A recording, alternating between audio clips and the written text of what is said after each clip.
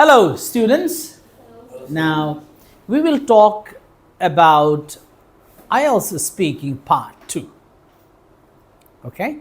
So, what do you know about the Ielts speaking part 2? Yeah, they speak 1 to 3 minutes. 1 to 2 minutes. Okay, that's nice. Next. So, let me tell you something about Ielts speaking part 2. Ielts speaking part 2 is an independent long run. This session is called the intermediate level of speaking test, in which your intermediate level of speaking ability is assessed by the examiner. Independent level, this is called independent level, in which you will be given a cue card containing a particular topic with some follow-up questions, some prompts. Okay, with the help of those given questions or the prompts, you will construct a short speech and speak independently in front of the examiner. Okay, so the question is very simple, followed by a few questions. Make sure that your speech answers all the questions. Okay, but no need to be quite stuck to those questions only. Okay, you can cover a wide range of the areas and then speak. Okay, you can start with like some kind of special initiatives, like I would like to thank you for the cue card. You can say, you can express your gratitude to the examiner, like thank you for the cue card. Now, I would like to talk about. Now, I'm going to talk about. So you can start with this kind of initiative. Like when you prepare a speech, make sure that you prepare an entire speech so that you cannot get confused in between while speaking. Okay, if you just prepare a half speech, I think you'll get derailed. Okay, so look at here. First of all, describe some food or drink that you learned to prepare. And see the questions: what food or drink you learned to prepare, when and where you learned to prepare this, and how you learned to prepare, and explain how you felt learning to this. See, there are 4 questions: what food, when and where, how, and how you felt. How will you talk? Now you can start. I would like to talk about. You have to. If you say a specific name of the food that you learned to prepare, I think that would be, for example, momo making. I think momo is a very popular food in our country. If you have ever learned to prepare that particular food item in our country, I think that would be. Maybe your mother, you learned this thing from your mother. You can say, yeah, I would like to talk about what? Look at there. I would like to talk about one popular food, momo, which I learned to prepare from my mother, or maybe from YouTube. Okay. Oh yeah. YouTube could be one of the viable sources of learning these days. You know, we can learn a lot of things by watching the YouTube channel. Obviously, there are a lot of videos about how to make momos. So you can tell, I would like to talk about momo. I would like to talk about a food called momo, which I learned to prepare from YouTube channel. Okay? Got it? How to start? You got some ideas? Then you can elaborate. What food? Well, so this was the food, momo. You know, momo food is quite popular.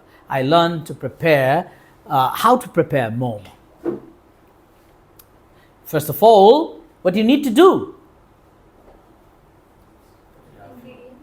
Yeah, first of all, you need to prepare some ingredients, schema beforehand. If you really want to make momos, I learned that it's very important for us to prepare some schemas or some specific ingredients beforehand. I mean, before you make the dough. After making the dough, you need to make some patches. Yes, and then after, I learned to prepare momo at home in our own kitchen. Really, my mother taught me this. See, it was a very important lesson last week or last Friday in our kitchen about making momo. My mother helped me learn how to prepare momos. Along with her, I also tried to make momos by my hands. Slowly and gradually, little by little, I learned. Really, initially it was difficult for me how to do it, but looking how my mom made, I also learned. I also got some ideas about how to do that. The first difficult thing was for me while learning to prepare momo was to choose the amount of the keema. How much amount of the keema to keep was really difficult for me, but eventually I learned it. It was so interesting, so exciting for me to learn how to prepare momo for the first time in our kitchen by my mother. My mother was so good at making momos. Really, I felt very good and excited to prepare momos. My mom and I prepared some momos in our kitchen on that day and served to all family members in our family. And everybody said that these were the excellent momos. They liked.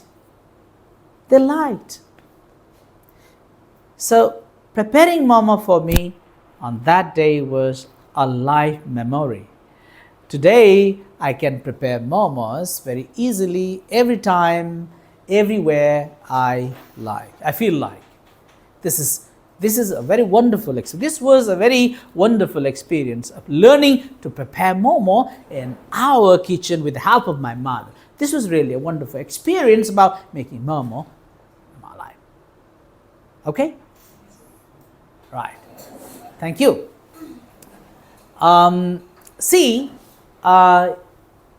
In Ielts speaking part 2, the most important thing is about the tenses. You have to see the tenses, okay? Like you have to see the tenses here, describe some food or drink that you learn. Learn his past. So you can say, I'm going to talk about a food which I learned to. I'm going to talk about momo which I learned to prepare from my mother. See, learned. You can start, I'm going to talk about food or momo that I learned to prepare. See, past tense. Say, what food I learned? I actually learned to prepare momos. I learned to eat. You can give the other references, present also. You know, momo these days is quite popular. It's present. You can mix up with that. You can mix present, past and future, no problem. You know, I believe momo will be even more popular not only in Nepal, it will also be popular more in South Asian countries or even in the Western countries. Its popularity every day is increasing. You can talk about future also, no problem. But the fundamental is past tense. Past. When and where you learned? In the kitchen, in our kitchen, last Friday. Or a couple of months ago, one day, on a specific day, you need to mention it. And how you learn to prepare. How you learn? Yes, with the help of my mom. I learned looking how my mom did. Little by little. Initially, it was difficult for me to choose the perfect amount of keema or perfect amount of the ingredient. However, I learned it how much. I was able to. And then explain how you felt about learning to prepare this. I was really excited and overwhelmed. Yes, I was really overwhelmed after I learned to prepare them. Now I can prepare momos, any kinds of momos in my own kitchen. This is really a wonderful experience for me in my life. This is a very lifetime experience. I really thank my mother who taught me how to prepare momos in my kitchen. This is a really wonderful experience. You have some ideas about it? Got it? Now, you can ask me questions if you want. How? What problems do you face while talking, while speaking in part 1? Pooja, you have any question? In part 2, yes. Do you have any questions? The problem you face?